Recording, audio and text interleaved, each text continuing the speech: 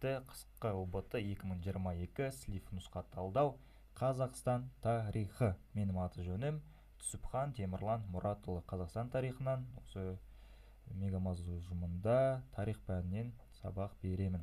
Жақсы, бүгінгі алғашқы сұрағымыз бізде ежелгі дәуірге қатысты, яғни 5 сыныпқа қатысты келген екен. Ол неолит дәуірінің Усть-Нарым тұрағы орналасқан өңірді сұраған екен.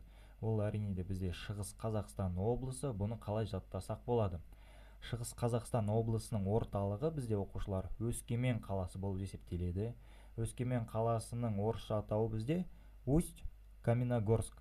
Яғни Шығыс Қазақстан, Усть-Нарым, Усть-Каменогорск деп жаттап алсаңыздар болады екен. Одан бөлек оңтүстік Қазақстанда бізде Қара үңгір мен сексеуіл тұрақтары келеді, осы неолит дәуіріне қатысты. Солтүстік Қазақстанда Железинка мен Пенки тұрақтары келеді. Орталық Қазақстанға Қарағанды және де Зеленая Балка атты неолиттің дәуірінде орналасқан тұрақтар келеді екен. Неолит дәуіріне қатысты біздерде осы тұрақтарды берген едік. Жалпы оқушылардың арасында көптеген жаңағы сұрақтар туындайды. 5 сыныпқа байланысты, тас дәуіріне, ежелгі адамдарға байланысты сұрақтарды алып тастады дейді. Ол шын ба, өтірік па деген секілді жаңағы сұрақтар көп жүреді. Көріп тұрғандарымыздай, қаңтар пробный ұбт-сында 5 сыныпқа қатысты неолит деген бізде жаңа тас дәуірі, яғни тас дәуіріне қатысты сұрақтар әрине де міндетті түрде жүреді. Жалпы тест орталығы ескі базадағы сұрақтарды алмайды, керісінше оны көбейтпесе, оны сұрақтарды алып тастамайды екен. Жақсы, сонымен Усть-Нарымда орналасқан тұрақ бізде Шығыс Қазақстанда орналасқан екен. Келесі сұрақ бізде 20 ғасырдың басындағы Мұқан Айтпенов төрағасы болған партия қандай? Ол әрине де 300 партиясы болып есептеледі. 300-де бізде тағы да қандай сұрақтар келеді? 300 бенен Алашорда, қасында тұрған Алашорда партиясы екеуі бір-біріне қарама-қарсы партия деп айтсақ болады. Яғни екеуінің даму бағыты екі түрлі еді. 300 партиясы бізде Қазақстанда кеңес үкіметінің орнауын қолдаса, Алаш партиясы бізде кеңес үкіметінің орнауына басқаша көзқараста болған еді. Алаш партиясында бізде оқушылар төрағасы Әлихан Бөкейханов болады. Сонымен қатар Алаш партиясында белгілі алаш зиялылары Мағжан Жұмабаев, Міржақып Дулатов секілді алаш зиялылары болған. Ал 300-де қандай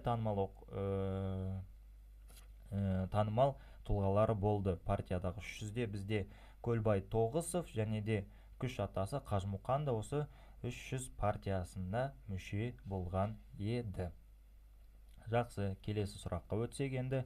Шілікті алтын адамы табылған жер. Шілікті алтын адамы бізде Шығыс Қазақстан облысында табылған. Мына жерде бізде Шығыс Қазақстан облысына тиесілі екі қорым ескерткіш бар деп айтсақ болады. Ол біріншісі Бәйгетөбе, екіншісі Берел. Ал Шіліктіден бізде осы Бәйгетөбе, Шілікті алтын адамы бізде Бәйгетөбе жеріне табылған еді. Шіліктіден табылған алтын адам бізде үшінші алтын адам Қазақстандағы. Ең бірінші алтын адам бізде Сақтарға тиесілі. Ол 1969 және 1970 жылдары табылған еді. Ол Есік қаласынан табылған, Кемел Ақышев археолог ғалым тапқан. Ал Бәйгетөбедегі Шілікті адамын зерттеген алғашқы табушы бізде Төлеубаев археолог ғалым болып есептеледі екен. Сонымен қатар Бәйгетөбеден бізде үшінші алтын адамнан бөлек алтын 5 жұлдыз да тапқан еді. Алтын 5 жұлдыз деген ол биліктің символын көрсететін болған. Сонымен қатар 4303 алтын бұйымдар, ұсақ әртүрлі алтын бұйымдар да табылған еді. Енді ал Бесшатыр қорымын бізде ол Іле облысында, Іледе орналасқан, Іле өзенінің бойында, яғни оңтүстік Қазақстан деп айтсақ болады, Іле өзенінің бойында орналасқан. Ол жерде 31 оба табылған еді. Мына жерде келесі сұрағымыз 17 жылғы 300 партиясының негізін қалаған қайраткер Айтпенов. Қарап тұрсаңыздар, бір сұрақ, сұрақ пен жауабы бірге келіп тұр. Мына жерде Мұқан Айтпеновті бізде төраға болған партиясын сұраса 300, мына жерде осы вариантта енді сол сұрақты керісінше қойған, яғни 300-ның негізін қалаған кім дейді? Мұқан Айтпенов. Сіздерге де осылай жолдарыңыз болып кетуі мүмкін. Сұрақтарды мұқият оқитын болсаңыздар, жауаптар кейбір осы сұрақтардың ішінде келеді, немесе басқа сұрақта жауабы тұруы мүмкін. Дәл осы варианттағыдай. Орынбор тарихы, Орынбор өлкесінің топографиясы атты еңбектерінің авторы кім? Бұл әрине де Рычков болып есептеледі. Рычковты сонымен қатар бізде Орынбор өлкесінің Колумбы деп атайды. Осындай да сұрақ келеді оқушылар. Орынбор өлкесінің Колумбы деп кімді атаймыз дегенде Рычковты белгілейсіздер. Колумб деген бізде кім еді оқушылар? Колумб бұл әрине де белгілі саяхатшы, Американы ашқан адам деп айтылады, бірақ ол Американы аштым деп ойламады, ол жаңағы Үндістанды аштым деп ойлап жүрген еді. Бірақ ол Үндістан емес, оның жаңа материк екендігін Америка Веспуччи дәлелдейді да, кейінірек сол Америка Веспуччидің атына ашылған материктің атын берген еді, яғни Америка деген. Тура сол секілді Орынбор өлкесі жайлы құнды деректер жазған, Орынбор жайлы аса мән деректерді жазушы бізде Рычков болып есептеледі. Сондықтан да оны жаңағы Орынбор өлкесінің Колумбы деп атайды, немесе Орынбор тарихы және Орынбор өлкесінің топографиясы атты еңбектерінде сұрайды екен. Жақсы. Келесі сұрақ бізде 1960 жылдардағы Мәскеуде оқитын жастар құрған ұйым.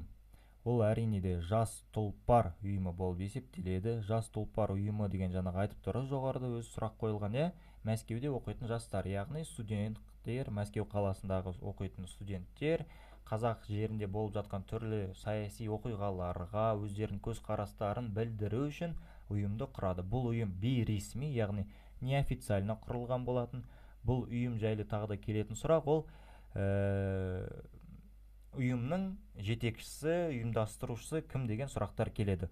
Ол бізде Мұхтар Әуезовтің тікелей ұрпағы, баласы Мұрат Әуезов болған еді. Яғни Мұрат Әуезов бізде Мәскеуде құрылған жастар ұйымының, соның ішінде жас тұлпардың негізгі жетекшісі болып есептеледі екен. Оқушылар, тағы да бірлес кері байланысқа шығып өтсек, дауысымыз естіліп тұр ма, слайдтар көрініп жатыр ма, айтылған сұрақтар түсінікті болып жатыр ма? Рычков жайлы, Айтпенов жайлы, тағысын тағы басқалар.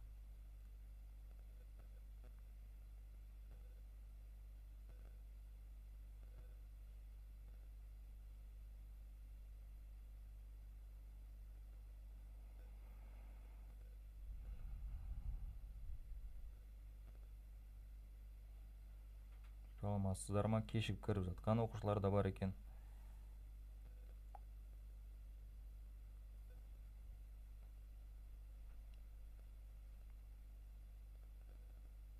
Кері байланысқа шықсақ оқушылар, дауысым естіліп тұр ма? Барлығы түсінікті болып жатыр ма? Түсінікті. Жақсы, керемет, рахмет. Онда ары қарата жалғастыра берейік. 2012 жылғы желтоқсанда бізде қандай оқиға орын алды? Енді бізде бұл уже тәуелсіз Қазақстан болады. 91 жылы тәуелсіздігімізді алдық. Тәуелсіздікті алғаннан кейінгі елбасымыз дейік, Нұрсұлтан Әбішұлы Назарбаевтың атқарған еңбектері, тарихи оқиғаларын жайлы сұрақтар ол міндетті түрде келеді. Енді 2016 жылы желтоқсанда біз дамыған 30 елдің қатарына қосылу міндетін айқындаған едік. Яғни оқушылар, бізде 2012-де біз дамыған 30 елдің қатарына кіреміз деп жоспар қойдық. Қазір біз 30 елдің қатарына әлі кірмедік. Біз дамыған 50 елдің қатарындамыз. Яғни В вариантын көрсек болады. Дамыған 50 елдің қатарына қосылу міндетін айқындалды. Бұл жайлы да сұрақ келеді. Дамыған 50 елдің қатарына қосылу туралы жоспарды біз 1997 жылы қабылдаған едік. Яғни 1997 жылы қабылдадық, және де дамыған 2050 елдің қатарына біз қосылған болатынбыз. С жауабы қызықты екен, жаңа әлемдегі жаңа Қазақстан бағытын жариялау деген. Осы жақында президентіміз Қасым-Жомарт Кемелұлы Тоқаевтың айтты, өзінің халыққа жасаған үндеуінде, біз жаңа Қазақстанды сіздермен бірге жасаймыз деп. Яғни болашақ Қазақстанның болашағы сіздер мен біздердің, яғни жастардың қолында болып есептеледі. Сондықтан да жаңа Қазақстанды бірге құрайық деген секілді үндеулері де айтылған еді. Сонымен 50 елдің қатарында біз 2012-де жоспарладық, ал 30 елдің қатарына біз 2012-де жоспарласақ, ал дамыған 50 елдің қатарына біз 1997 жылы жоспарлап, сол жоспарымызды орындай алдық. Қазіргі таңда Қазақстан дамыған 50 елдің қатарына кіреді екен. Жақсы. Келесі сұрағымыз бізде 1916 жылғы Қазақстандағы ұлт азаттық көтеріліс кезіндегі сарбаздардың қолбасшысы, яғни олар сарбаздардың қолбасшысын не деп атаған? Ол әрине де Сардарбек. Яғни өзі айтып тұр, әскери адамдар деп айтсақ болады, көтеріліске шыққандардың басшысы деп айтсақ болады, ол Сардарбек деген ұғымды білдіреді екен. Ұлт азаттық қозғалыстың, яғни тәуелсіздік үшін қозғалыстар болған, оның көптеген Қазақстанда қозғалыстар болды. Ол Сырымды атылуынан бастасақ болады, Кенесарымен жалғастырсақ, одан кейін 69-70 жылға Орал Торғай көтерілістері бар. Жалпы 16 жылы бізде Қазақстан жерінде Торғай облысындағы сарбаздардың қолбасшысы Сардарбегі болып Амангелді Иманов болған еді. Ал осы Торғай облысының бізде ханы Әбдіғаппар Жанбосынұлы. Торғай облысының ханы Әбдіғаппар Жанбосынұлы болса, ал Торғай облысының қолбасшысы, яғни Сардарбегі Амангелді Иманов батыр болған еді. Ұлт азаттық қозғалысқа байланысты көптеген сұрақтар келеді. Бұл бізде негізгі тақырыптардың бірі. Курста осы ұлт азаттық қозғалысқа да біз нақты тоқталатын боламыз. Келесі сұрақ бізде 1203 жылы Керейт хандығының орын алған тарихи оқиға. Ол әрине де Шыңғыс хан керейттерді өзіне бағындырған еді. 1203 жылы Шыңғыс хан, яғни Темучин, әлі бұл кезде Шыңғыс хан аталмаған еді. Шыңғыс хан деген атақты ол 1206 жылы Онон өзенінің бойында алады. Оған дейін ол Темучин деген атпен жүрген еді. Яғни Шыңғыс хан не себепті керейттерге бағындырды десек, керейттердің ханы бізде Торы хан болған. Ол Торы хан Шыңғыс ханның кішкентай кезінен өсірген, тәрбиелеген, былайша айтқанда әкесінің рөлін атқарған осы керейттердің ханы Торы болған еді. Кейін Шыңғыс хан қасындағы адамдарының айдап салуына байланысты керейттерді өзінің құрамына қосады. Кейін бір жыл өткеннен кейін, яғни 1204 жылы наймандарға да жорық жасаған еді. Нәтижесінде наймандар Монғолияның батыс аумағынан Қазақстан жеріне, яғни Жетісуға көшуге мәжбүр болған еді. Бұл плюс фактор деп айтсақ болады, себебі Шыңғыс ханның ығыстыруынан Қазақстан жеріне наймандардан бөлек жалайыр тайпалары да көшіп келген еді. Келесі сұрақ бізде ішкі қайшылықты пайдаланып, Тәуекел хан Ташкент түбінде Абдаллах ханның әскерін ойсырата жеңген уақыт. Ол бізде 1597. Тәуекел бізде қазақ ханы, Абдаллах бізде өзбектердің ханы, Бұқар ханы деп айтсақ болады.